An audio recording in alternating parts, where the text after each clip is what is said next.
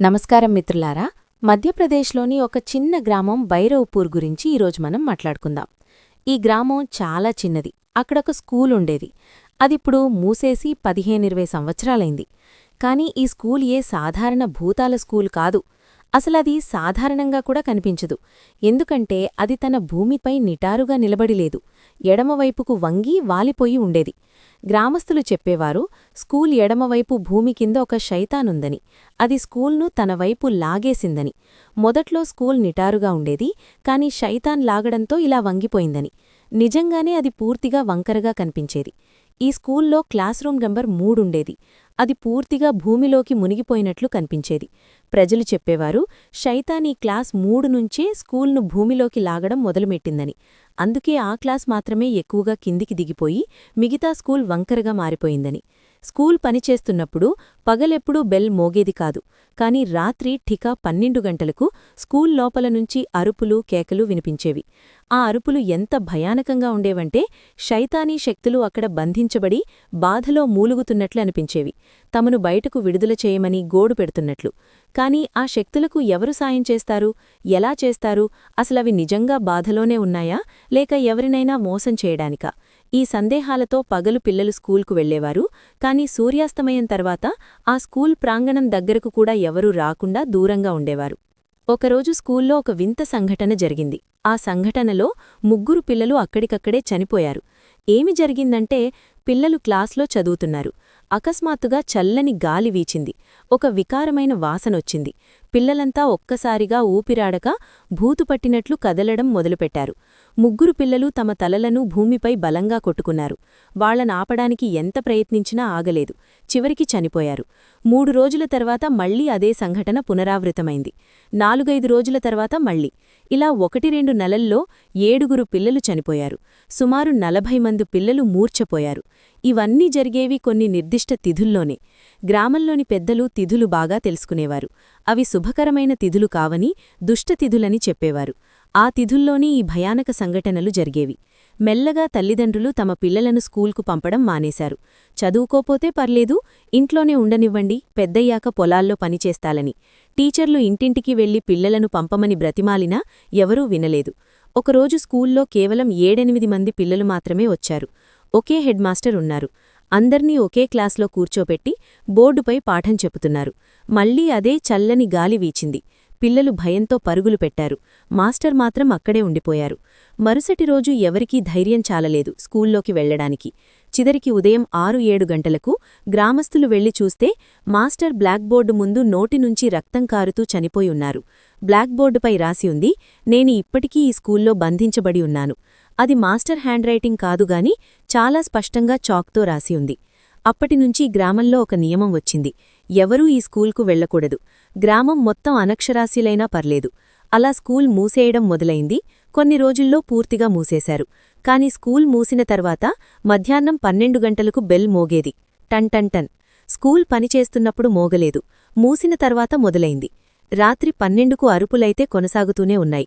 కొందరు చెప్పారు, స్కూల్ పైకప్పుపై ఒక చుడైల్ నాట్యం చేస్తుందని చూశామని. సమయం గడిచే కొద్దీ స్కూల్ మరింత ఎడమవైపు మునిగిపోతూ వచ్చింది. భయం మరింత పెరిగింది. పక్క గ్రామాలు, నగరాల నుంచి కూడా ఈ స్కూల్ను చూడడానికి వచ్చేవారు. కాని లోపలికి వెళ్లడానికి ధైర్యం చాలలేదు. కాలం గడిచింది. స్కూలిప్పుడు కేవలం శిథిలమైన భవనం మాత్రమే. లోపల ఇంకా బోర్డులు, కొన్ని బెంచులు, డెస్కులు ఉన్నాయి. ఈ సమాచారం అంతా ఇందోర్లో ఉంటున్న అమన్ అనే యువకుడికి తెలిసింది. అమన్ ఈ గ్రామంలోనే పుట్టాడు. కాని 3-4 సంవత్సరాల వయసులో తల్లిదండ్రులు అతన్ని ఇందోర్కు తీసుకెళ్లారు. ఎందుకంటే ఇక్కడ పిల్లల భవిష్యత్తు మంచిది కాదని, స్కూల్ పంపలేమని. అమన్ గ్రామానికి వచ్చినప్పుడల్లా తాతయ్య, పక్కింటివాళ్లనుంచి ఈ స్కూల్ కథలు వినేవాడు. పెద్దవాడైన తర్వాత మరింత ఆసక్తి పెరిగింది. ఆ స్కూల్ని ఎక్స్ప్లోర్ చేయాలని అనుకున్నాడు. అమ్మతో చెప్పాడు. ఆమె తిట్టింది, పిచ్చి పట్టిందా అని. కాని అమన్ నిర్ణయం మార్చుకోలేదు. తల్లిదండ్రులు అనుమతించరని తెలుసు. మరో నెల తర్వాత మళ్లీ చెప్పాడు, తాతయ్యను చూడాలని ఉందని. కాకపోతే తాతయ్య ఆరోగ్యం కొంచెం బాగలేదు. తండ్రి అనుమతిచ్చాడు. అమన్ గ్రామానికి వచ్చాడు.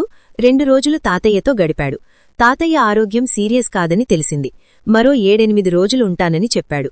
3వ రాత్రి నిద్ర పట్టలేదు. అంగణంలో కూర్చుని మొబైల్లో గేమ్ ఆడుతున్నాడు. రాత్రి 12-15 సమయానికి స్కూల్ వైపు నుంచి అరుపులు, ఏడ్పు శబ్దాలు వచ్చాయి.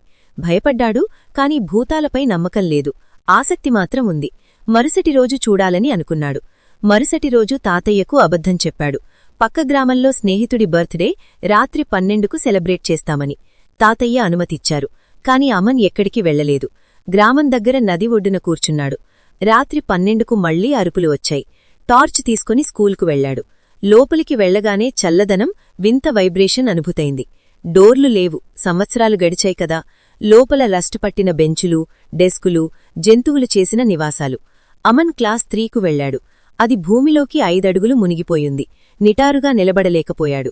భూమి బలహీనమయుండి ఇలా మునిగిపోయుంటుందని అనుకున్నాడు. స్కూల్ మొత్తం తిరిగాడు. ఒక క్లాస్ మాత్రం మిగిలింది, బాత్రూం పక్కన. ఆ డోర్పై పేరు లేదు.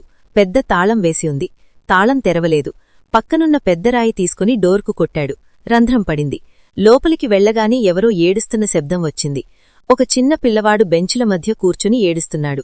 ఏమైంది, ఎందుకేడుస్తున్నావ్ అని అడిగాడు. పిల్లవాడు తిరిగి, సార్ మమ్మల్ని చాలా కొడతారు, నాకు భయంగా ఉంది అన్నాడు. అమ్మన్ ఆలోచించాడు. ఈ స్కూల్ భూతాలదని అపవాద పుట్టించి ఎవరో పిల్లల్ని ఇక్కడ దాచి హింసిస్తున్నారని.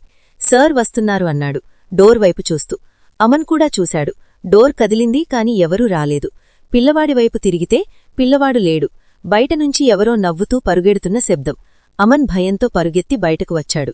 ఇంటికి వచ్చి ఇది మనిషి కాదు, భూతమే అని అర్థమైంది. తాతయ్యకు చెప్పలేదు. ఆ రాత్రి ఒక వింత కల వచ్చింది. తను చిన్న పిల్లవాడిగా స్కూల్లో ఉన్నాడు. కొత్త టీచర్ వచ్చారు. అసైన్మెంట్ చేయలేదని టీచర్ నల్లని చర్మం, ఎర్రని కళ్ళు, గజిబిజి గడ్డం, ఫంగస్ పట్టిన దుస్తులు, చేతులు చూపించమని కర్రతో ఫట్ ఫట్ కొట్టాడు. మేల్కున్నాడు. చేతులపై నిజంగానే గాయాలు, నొప్పి. మరుసటి రాత్రి మళ్లీ అదే కల, మరింత దారుణంగా. రోజులు గడిచే కొద్దీ కలలు కొనసాగాయి. ఇంట్లో వాళ్లకు తెలిసింది. డాక్టర్లు, తాంత్రికులు అందరినీ చూపించారు. నిద్రపోయినప్పుడల్లా ఆ టీచర్ వచ్చి కొడుతున్నాడు. చివరికి చేతులు ఇన్ఫెక్షన్తో పాడైపోయాయి. డాక్టర్లు కత్తిరించాల్సి వచ్చింది. అప్పుడే కలలు ఆగాయి. మీకు ఈ కథ నచ్చితే లైక్ చేయండి, ఛానల్ సబ్స్క్రైబ్ చేసి బెల్ ఐకాన్ ఆన్ చేయండి. మళ్ళీ కలుద్దాం. ధన్యవాదాలు.